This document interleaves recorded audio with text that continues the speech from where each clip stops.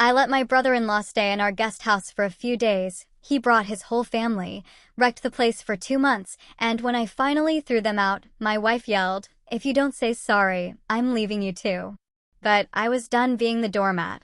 My wife looked me dead in the eye, her voice colder than I'd ever heard, and said, "If you don't apologize to my brother, I'm leaving you too." That one sentence changed everything. The air around us felt like ice, even though we were standing in our own living room, a place that used to feel like safety. After everything I'd endured, everything he'd done, something inside me finally snapped. But I'm getting ahead of myself. For 36 years, I was that guy who hated conflict. The one who'd say, "It's fine," even when it absolutely wasn't. I'd smile through gritted teeth, give endless second chances, because I just wanted to avoid awkwardness. That was me, Weston. Until that moment. My wife, Olivia, comes from a loud, tight-knit family where boundaries are more of a suggestion. I learned that quickly. Our first visit to her parents' place, someone was already sleeping in our guest room. My toothbrush? Mysteriously in the kitchen sink.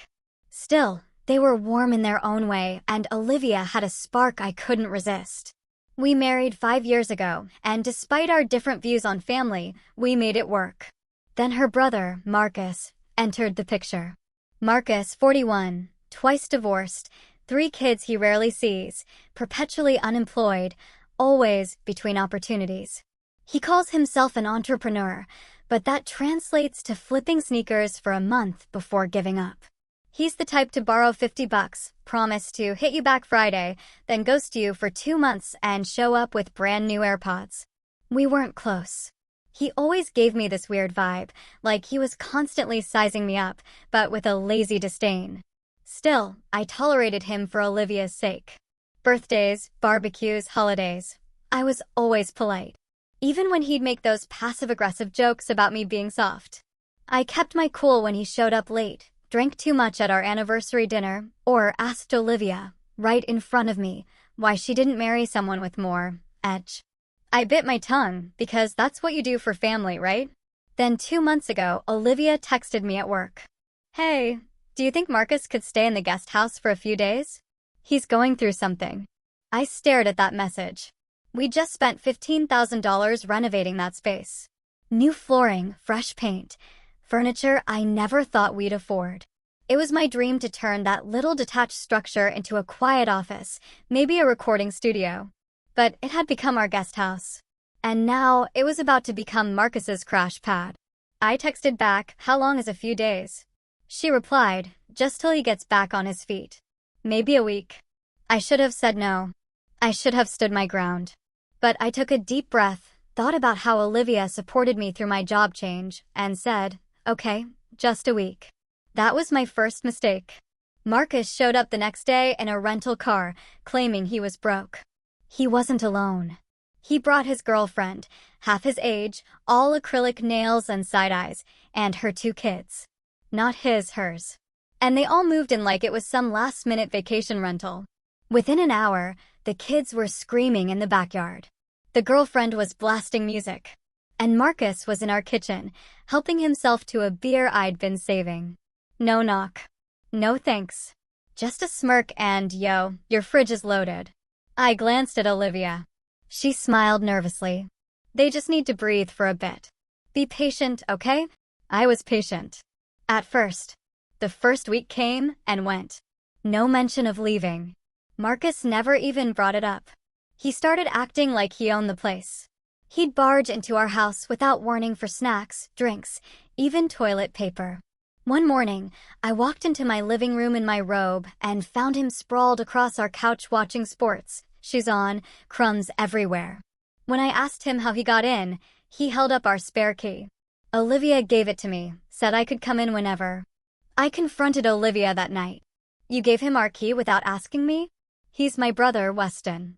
Don't make it a big deal." But he's not just visiting. He's treating this place like an Airbnb. She sighed. He just needs time. The second week, my garage tools started disappearing. My drill set, gone. Ladder, gone. I found out Marcus was loaning them to his new friends in the neighborhood, other unemployed guys he played poker with. I found cigarette butts near the flower beds I'd just planted. One morning, a broken beer bottle by the hose. The guest house, once pristine, now had fingerprints on the windows, greasy takeout bags, and a piece of gum stuck to the doorknob. Still, Olivia brushed it off. "They're trying," she'd say. "It's not easy living with kids in a small space." Small space? It was 600 square feet with a full bathroom and kitchenette. I'd lived in less. Week 3, I started losing it. One night, working late in my home office, I heard yelling outside. Not arguing, screaming. Marcus and his girlfriend. The kids were crying. He started throwing things. I told them to keep it down and he snapped, "Mind your own house, Weston?" My own house. My blood rose, but I just turned and went inside. I didn't sleep that night. The next day, I told Olivia they needed to leave. She looked at me like I'd kicked a puppy. "What? You said a week." That was 3 weeks ago. "They're making this place a circus. It's affecting us. I'm stressed. I'm not sleeping. I'm walking on eggshells in my own home." She didn't respond. She just walked away. That was the beginning of the silence. The slow shift from "we're in this together" to "you're the bad guy for wanting peace." Every time I brought it up, she shut down. Every time they crossed a line, she looked the other way. And Marcus? He kept pushing. I came home one afternoon and found his car blocking my garage. When I asked him to move it, he said, "Relax, man. I'll move it when I'm done." I told him he had no right. He laughed. "Dude, you think I want to park on the street with those HOA snobs sniffing around?" I told him I didn't care about the HOA. I cared about respect. He scoffed. "Respect for what?" "You think you're better than me because you got a little guest house and a 9 to 5. That's when it clicked. He hated me. Not for anything I'd done, but because I represented everything he wasn't. Stability, responsibility, a life that didn't crumble every other year.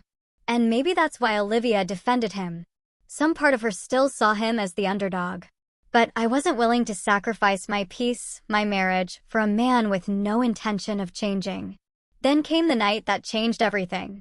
Up until then, I still held on to hope. Hope they'd leave on their own. Hope Olivia would finally see what he was doing to us. But what happened that night shattered all of it and left me standing in my backyard, heart pounding, fists clenched, as my wife screamed something I'll never forget. The night it all broke wasn't some big, dramatic blowout. Not at first. It started like any other night during those miserable 2 months. I got home from work, tired, hungry, already bracing myself. It had become routine. Avoid the backyard like a minefield, sneak through the side door, try to eat dinner in peace with Olivia, fail, go to bed feeling like a stranger in my own home. Rinse, repeat. But that evening, something was different. Pulling into the driveway, I saw the garage door half open. Red flag. I always kept it shut. I walked up to find it wedged open by a cinder block. Inside, my stomach dropped. Marcus and 2 guys I didn't recognize were around my workbench, drinking beers and passing around my socket wrench set like it was a toy. They didn't even notice me. One of them, a dude with a neck tattoo, was holding my brand new cordless drill, testing it on a 2x4. My hands curled into fists. "Hey," I snapped. "What the hell are you doing?" Marcus turned, completely unfazed. "Oh, hey man, relax. We needed some tools. Kevin here's helping me build some shelving in the guest house. You got good stuff in here." I stepped forward, jaw tight. "This isn't a tool rental, Marcus. You don't just take my things without asking." He rolled his eyes. "You weren't using it. That's not the point." The guy with the neck tattoo snorted. "Man's tripping over a drill. Chill out." I ignored him. "Get out of my garage now." Marcus scoffed. "Dude, you seriously need to loosen up. We'll be done in 10. I didn't yell. I didn't scream. I just walked over, took the drill out of Kevin's hands, and held out my hand to Marcus. "Keys. Now." He frowned. "What?" "The spare key Olivia gave you. Hand it over." He let out a mocking laugh. "Wow. You're really going to pull this my house, my rules crap. Because it is my house and you've crossed the line." He stepped forward, suddenly serious. "You think you're better than me, Weston? Just because you got a nice little office job and a mortgage. This has nothing to do with being better than you. This is about respect, and you've got none. We stared at each other, just silence and tension between two men who, for different reasons, couldn't stand each other. Then he reached into his pocket, pulled out the key, and flicked it at me like it was garbage. Fine, whatever. I didn't say another word.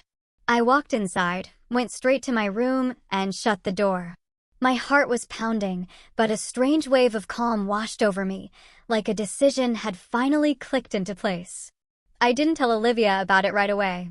Not because I wanted to hide it, but because I already knew what she'd say. She'd twist it. Say I embarrassed him. Say I overreacted. Say I made things worse. That was our cycle. I'd bring up a problem, she'd make it my fault. I was tired, bone-deep tired, of playing that game. So I waited. Let things stew. Let Marcus feel the shift in the air. For the next few days, he didn't come into the main house. Not once. He and his girlfriend kept to themselves, though their arguments only seemed to get louder. But even through the chaos, I felt like I'd regained an inch of ground. Then came the real incident. It was a Saturday morning. I'd just finished mowing the lawn when I noticed something strange. The guest house door was wide open. Not unusual for Marcus, but what caught my eye was the inside. The door frame looked splintered, forced open. I walked over, confused, and stepped inside. I stood there, speechless. The place was trashed. I'm not exaggerating. Clothes everywhere, dirty diapers in the sink, takeout containers piled high. Something, I still don't know what, smeared across the wall. The mattress had a giant red stain. The coffee table was broken in half. One of the windows had a crack. The whole place smelled like sweat and spoiled milk. I backed out slowly in complete disbelief. This wasn't a mess. This was deliberate. I pulled out my phone and started snapping pictures. That's when I heard a voice behind me. You went in without asking. I turned. Olivia stood there, arms crossed, expression unreadable. I didn't need to ask, I said, holding up my phone. This is our property, remember? She didn't look at the mess. She just stared at me like I had done something wrong. You're spying on them now? Spying? Are you serious? Look at this place, Olivia. It's destroyed. They have kids, Weston. It's not going to look perfect. This isn't about kids. This is about disrespect. This is vandalism. She flinched. Don't be dramatic. I took a step closer, my voice rising. I've been patient, Olivia. I've bit my tongue. I've let things slide. And I've put up with more than I should have for you. But this is where it ends. She shook her head, almost pitying me. You just don't understand how hard it is for him. No, I do. That's the problem. I've been forced to understand while living with it every single day. You think I don't see what's happening? You've chosen his comfort over our marriage. Her voice cracked. That's not fair. She turned and walked away. Didn't argue. Didn't defend him. Just left. That night, I slept on the couch. I didn't know if it was because I needed space or because I didn't want to be near her. Maybe both. The next morning, I walked out to the guest house with a box of trash bags and a lease termination notice I'd printed online. I knocked. No answer. I knocked again. Marcus finally opened the door, shirtless, hair a mess, face blank. We're done, I said. He blinked. What? You've got 48 hours to pack up and leave. I don't care where you go. Just go. He snorted. You think you can evict me? I'm not your landlord, Marcus. I'm your brother-in-law, and I've been way too generous for way too long. But I'm done. He looked past me, waiting for Olivia to come running out and back him up. She didn't. You're going to regret this, he muttered. She's not going to take your side. Then that's her choice. He slammed the door in my face. The next 24 hours were a blur of tension. Marcus didn't leave. In fact, he got bolder, playing music louder, throwing trash into our bins like it was a statement, parking across both sides of the driveway. And Olivia? She barely spoke to me. When she did, it was clipped and cold. Sunday night rolled around, and I knew what I had to do. I didn't want it to come to this, but I couldn't back down now. I'd finally stood up for myself, and I wasn't about to let guilt pull me back into that doormat role. So I made the call. The next morning, I left work early, got home by 2, and waited. At 2:45, a tow truck pulled into the driveway. Marcus's rental car was gone in under 5 minutes. He'd parked in violation of the HOA rules again, and I'd reported it anonymously. But I wasn't done. At 3 o'clock, I knocked on the guest house door one last time. Marcus answered, furious. "Your car's gone," I said calmly. "And I've called the sheriff. You've overstayed your welcome, and you're trespassing." His face twisted. "You snake." Before he could finish, Olivia stepped outside. She looked between us, then walked right up to me. And that's when it happened. In front of Marcus, in front of the kids, in front of everyone. "If you don't apologize to my brother," she said, eyes wet, voice shaking, "I'm leaving you too." And just like that, the weight of everything hit me. All the nights I kept quiet. All the times I stepped aside. All the times I picked her family over my own well-being. I looked at her, really looked at her, and for the first time in 5 years, I didn't recognize the woman standing in front of me. I opened my mouth to speak, but the words wouldn't come. Not yet, because I still hadn't made my final move. Not the real one. And they had no idea what I was about to do next. But I did, and it was going to change everything. I didn't say anything to Olivia in that moment. I just stood there, numb, staring at the woman who used to feel like home, now siding with a man who treated me like garbage and trashed the place I'd built with my own 2 hands. My silence made her angry. I could see it in her eyes. She wanted to fight. She wanted me to yell, to beg, to make some dramatic gesture that would let her play the victim. But I didn't give her that. I just walked back into the house, shut the door, and locked it. Then I sat down in the dark of our living room, hands on my knees, and stayed there for a long time. I didn't cry. I didn't scream. I just sat in the still, suffocating stillness, trying to figure out how I'd gotten here. How I'd let things get so bad. How I'd become so small in my own life. That night, I didn't sleep. And the next morning, when I heard Marcus and his circus finally pulling out of the driveway, yelling, slamming doors, kids crying, Olivia's voice cutting through it all like static, I didn't go outside. I just listened to the chaos fade until it was finally, blissfully silent. Then I went into the guest house with a garbage bag and started cleaning. That was rock bottom. Olivia didn't come home that night or the next. She sent a single text on the 3rd day. "I need time. Staying with Mom." I stared at it for a long while. Then I turned off my phone. At first, the silence was unbearable. I'd gotten used to the noise, the constant hum of chaos, the yelling, the music, the passive-aggressive comments. But now it was just me. The house was too quiet, too clean. My evenings stretched on forever. I kept thinking she'd come back, that maybe I'd hear the keys in the door or a soft knock. But she didn't. And I realized something terrifying. I had no one. Not really. I hadn't seen my own family in over a year. My friends had slowly drifted away after too many canceled plans, too many sorry, can't tonight texts from me. All I had was my job. And even that felt like a thin rope I was barely hanging on to. For a while, I just existed. Wake up, go to work, come home, eat, sleep. I went through the motions like a ghost. But somewhere in that fog of loneliness, something started to shift.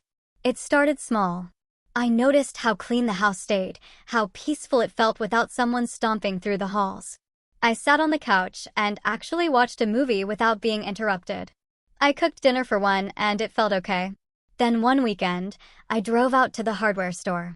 I picked up paint, cleaning supplies, a few pieces of trim. I went home and started fixing up the guest house, not because I needed to, but because I wanted to. I pulled up the stained carpet, replaced it with hardwood I'd always liked. I scrubbed the walls, repaired the cracked window, sanded and repainted the doors. It took me a few weeks. I worked slowly, methodically. By the time I was done, the place looked better than it ever had before. And I didn't tell anyone. I didn't post pictures or talk about it at work. I just did it for myself. And that felt good. Then came the next thing. One of the guys at work, David, from the design team, was organizing a volunteer build for Habitat for Humanity. I overheard him in the break room and surprised myself by speaking up. "You need an extra pair of hands?" He blinked. Yeah, actually we do. You good with tools?" getting there. The following weekend, I showed up, hammer in hand, gloves on, not knowing a single person besides David. And honestly, at first, I felt like an intruder. These people were laughing, working in sync. But no one made me feel like an outsider. One guy, Sam, offered me a bottle of water and started chatting about power tools. By lunchtime, I was on the roof, helping install siding. That night, I came home sore, sunburned, and more fulfilled than I'd felt in months. I started going every weekend. Through that group, I met people. Real people. Kind people. People who didn't know anything about my wife or her brother, or the wreckage I'd crawled out from. And for once, I didn't feel the need to explain. I could just show up, help build something, and leave a little stronger than I came. One of the volunteers, a woman named Sarah, ran a small carpentry business. She saw me measuring a cut one day and said, "You've got a good eye. Ever thought about doing this full-time?" I laughed. "Nah. I sit behind a computer all day." She shrugged. "Doesn't mean you have to stay there." And that planted a seed. The next few weeks, I found myself researching woodworking tutorials, ordering small tools online, watching videos late into the night. I started making things. Simple at first. A birdhouse, a shelf, a coat rack. Then a coffee table, then a bench. I turned the garage into a mini workshop and started posting my builds on a private Instagram account just for fun. And the weirdest thing happened. People started liking them, commenting, asking if I took commissions. That's when it clicked. I'd spent so long pouring energy into people who only took from me, who saw my kindness as weakness. But now, every board I sanded, every joint I lined up, it felt like I was putting myself back together, stronger, straighter, balanced. Then, one Thursday night, I got a knock on the door. I opened it to find Olivia standing there, suitcase in hand. I blinked. "Hey." She looked tired, a little disheveled, but her eyes were sharper than I remembered, clearer. "Can I come in?" I stepped aside.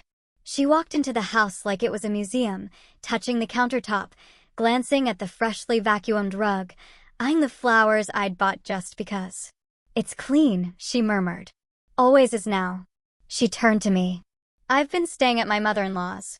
But it's not working." I nodded, saying nothing. "I miss us," she said. I studied her. "Which us?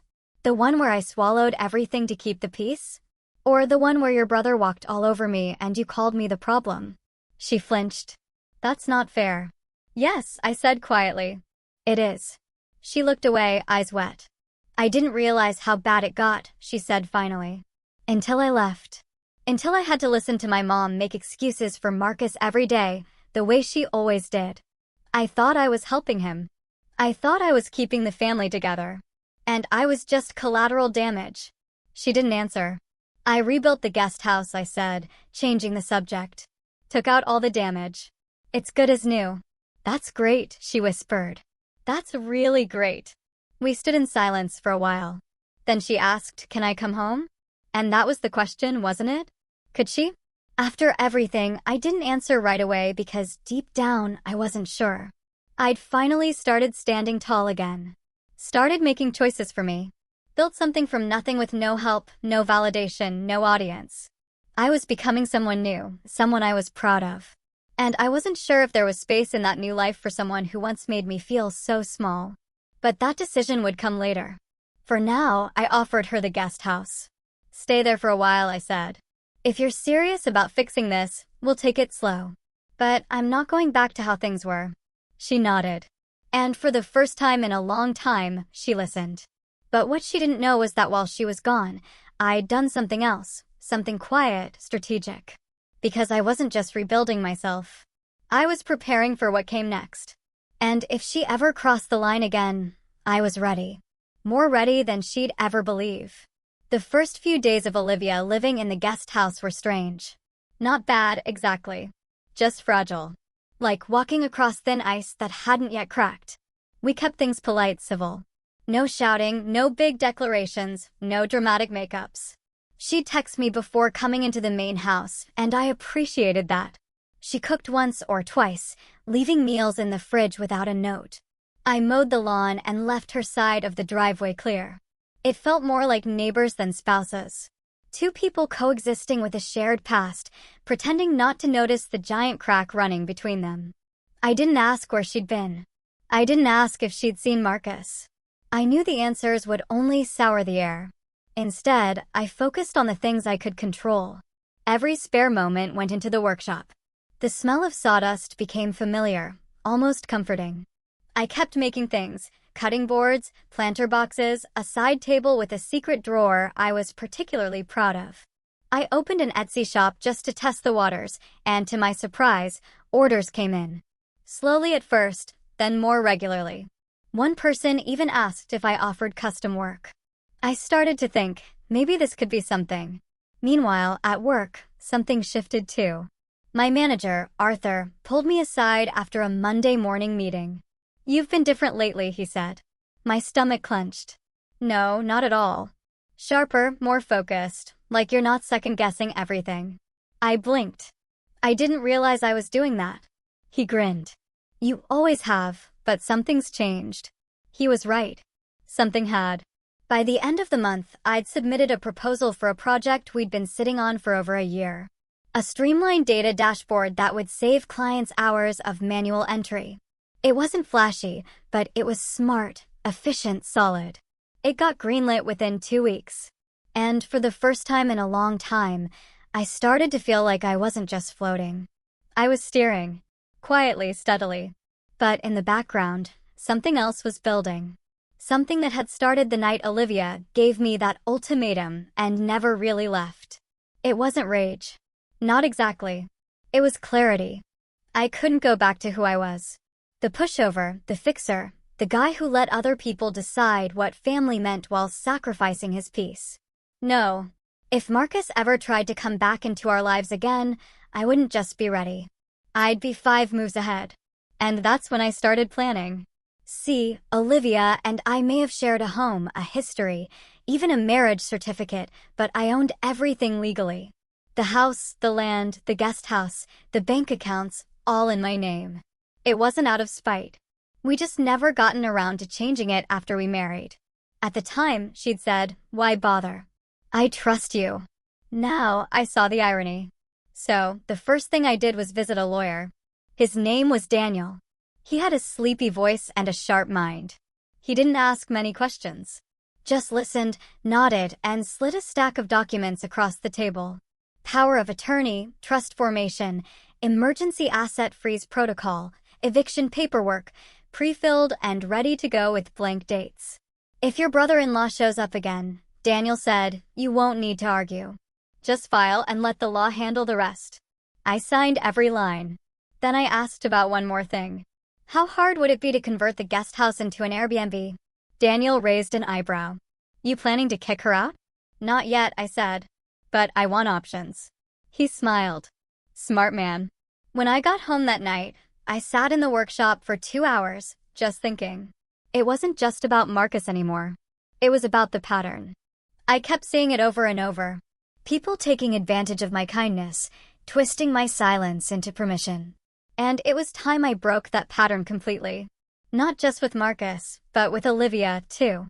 She needed to understand that forgiveness wasn't free. And if she truly wanted back into my life, she had to earn it. So, I started setting boundaries. Real ones, hard ones. First, I changed the Wi-Fi password and only gave it to her when she asked. She looked confused, but I smiled and said, "It's a fresh start, remember?" Then I rekeyed the main house. Told her gently, just to be safe. She didn't argue. Next, I had security cameras installed. Nothing dramatic, just one over the driveway, one at the front door, one facing the guest house entrance.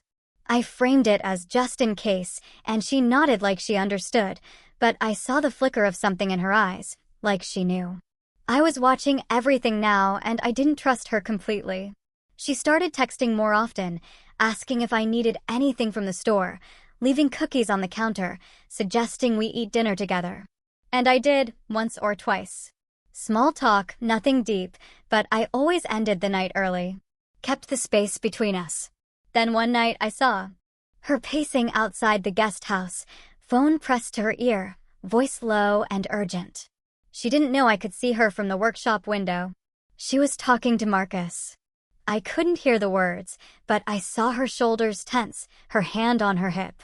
The way she turned her back toward the house like she didn't want to be overheard. I recorded a 30-second clip. Just enough to keep on file. Then I waited. The next morning, I made her coffee and left it on her porch with a note that said, "Hope today's better." She texted back a heart emoji, but my mind was already miles ahead. I knew Marcus wasn't done. Not a chance.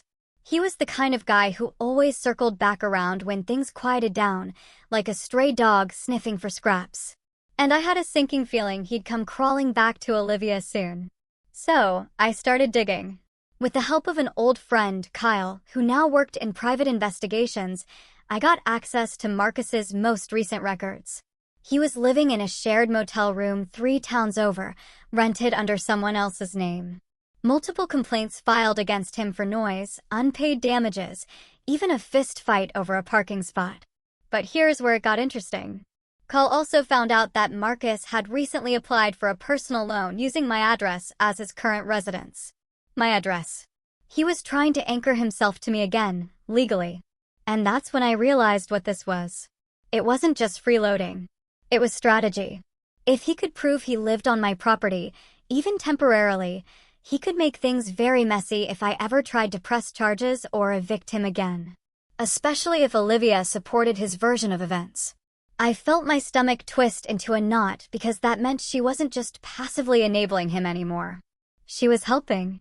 Or, at the very least, protecting him. And that was the final straw. So I did what any logical, betrayed husband would do. I built a trap. It started with an email, a very professional-sounding message from a new, property management company, really just me using a business Gmail address and a fake LLC name, sent to Olivia. It informed her that the guest house would be undergoing routine inspections and evaluations in 2 weeks' time, followed by potential listing on a short-term rental platform. She replied the next day, "This is a surprise. Thought we discussed me staying longer." I replied, "You're welcome to submit a rental application if you'd like to pursue that route." She didn't, but I saw the panic start to grow. The second phase was a conversation. I lured her over, a phone call in the kitchen where I casually discussed investors and turning the whole property into income-generating space. She asked about it that night. I shrugged. Just exploring options. She said nothing. Then the third phase. I filed a formal change of residency notice with the city, declaring that no one besides myself resided at the property, a document Marcus would have to contest if he wanted to use my address for anything official. And, just to be thorough, I reported the loan application to the fraud division of the lending company. By the end of that week, Marcus's loan was flagged, his motel reported, and the paper trail he was trying to build shattered. But I wasn't finished, because the best revenge isn't just defense, it's dominance. So I started planning an open house for the guest house. A real one this time. Posted anonymous ads, set a date, printed flyers. And when Olivia asked me about it, quiet, uncertain, I simply said, "Everyone keeps telling me I need to think about my future. I think they're right." And walked away. She didn't follow, but I knew she would, because I'd built something stronger than anger. I'd built leverage. And when the day came that Marcus showed up again, and he would, I'd be ready. Only this time, I wouldn't just be defending my home. I'd be taking everything back, piece by piece, and they'd never see it coming. The final domino fell on a Saturday afternoon in early spring. It had been exactly 90 days since Olivia moved into the guest house. 90 quiet, careful, calculated days. I'd spent them rebuilding everything they had broken. Not just the structure Marcus trashed or the routines he disrupted, but the core of who I was. I'd learned to move differently, to listen more, to act less impulsively, and to anticipate instead of react. That was the difference between the old Weston and the man I'd become. The old Weston would have exploded, would have argued, pleaded, tried to prove something to people who didn't deserve an explanation. But the new me? I was done wasting energy on people who weaponized my patience. So when Marcus finally came slithering back, right on schedule, I was ready. It started with a knock at the front door. I just finished sealing a custom coffee table I planned to ship out Monday when I saw him through the window. Same cocky posture, same smug tilt of the chin, like he already owned whatever room he was about to walk into. But there was something else this time too. Desperation. His clothes were wrinkled, his face gaunt, and his shoes looked like they'd been pulled out of a Goodwill donation bin and lost a fight with a dog. I didn't open the door. I stepped outside and met him on the porch. He grinned like we were old college buddies. "Yo, Weston, long time, huh?" "Not long enough," I said. He raised his eyebrows as if I'd hurt his feelings. "Look, I just need to stay for a couple weeks. Nothing big. She doesn't live here." He blinked. "What?" "She's a guest. Same as anyone else." That knocked the smirk off his face. "She's your wife, man." "Not anymore." He stared at me confused. But I wasn't lying. I had quietly filed for separation the previous week. Served her the paperwork through a process server, a clean, professional cut. No yelling, no drama, just a notification and a return envelope. He shook his head, stepping forward. "Look, I just need a place for a little while. You've got space, and come on, we're family." That word hit my ears like a siren. Family. I looked him dead in the eye. "You don't know the meaning of that word." Then I handed him a letter, folded neatly in a sealed envelope. He took it, opened it, and scanned the top line. His eyes narrowed. "What the hell is this?" "An official cease and desist." "From my lawyer." He scoffed. "For what?"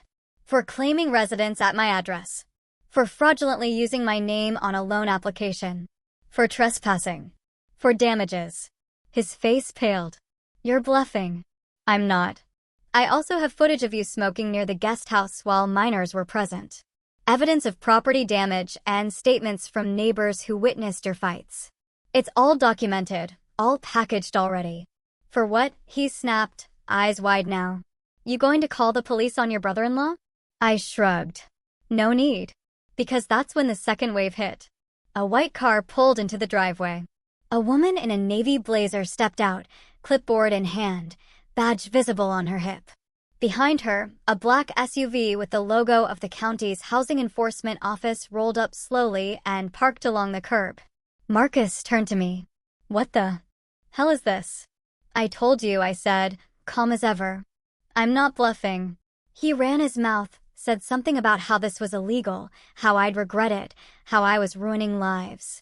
I didn't listen, because I wasn't doing this for revenge. I was doing it for closure. The housing officer informed him that his previous attempt to use my address had triggered a citywide check. The motel he had stayed in had been cited for multiple violations, and Marcus's name was now tied to 2 fraudulent applications. A probation officer would be reviewing the situation. The officer asked if Marcus had a permanent address. He stammered, looked at me. I shook my head. "He doesn't live here." The woman nodded. "That's what we thought." They asked him to leave the property immediately. And for once, for the first time since he bulldozed his way into my life, Marcus didn't have anything to say. No smug comebacks, no insults. He just walked to the curb, muttering under his breath, and waited for a ride. I didn't watch him go. I had nothing left to prove. But I wasn't done yet because Olivia, she'd made her choices too. When I served her the separation notice, she didn't respond at first, just disappeared into the guest house for 2 days. Then she asked to talk. We sat on the porch, the same place she defended her brother like he was some wounded animal. She looked tired, sad, but not apologetic. "I didn't know he was going to do that," she said quietly. "I just wanted to help my family." "You did," I said. "Just not the one you married into." Her eyes flickered. "So that's it. You're done." "I was done the day you threatened to leave me over him." She opened her mouth, then closed it. "You can stay in the guest house for 2 more weeks," I told her. "After that, it's being converted into a rental. The locks will change. And I'd appreciate it if you didn't contact me unless it's through the attorney." She blinked hard, and I saw the tears come, but I didn't comfort her because I'd finally learned the difference between kindness and enabling. That night, I sat in the workshop and looked around at everything I'd built. Real, solid, lasting things. Not just furniture, but confidence, freedom, clarity. The incident hadn't been loud. It had been precise, quiet, intentional. And it worked. Marcus never came back. Olivia moved out exactly 2 weeks later. Left a note that said, "I didn't realize I'd lose you too." I folded it and placed it in a drawer where it still sits, untouched. I didn't lose anything. I let go. And sometimes that's the most powerful triumph of all. Because now I wake up in a home that feels like mine again. I run my business. I spend weekends with people who respect me. I build things that last. And no one walks through my door without earning it. Not anymore. I was never the villain. I just finally stopped being the doormat. What would you have done if your piece was on the line like that?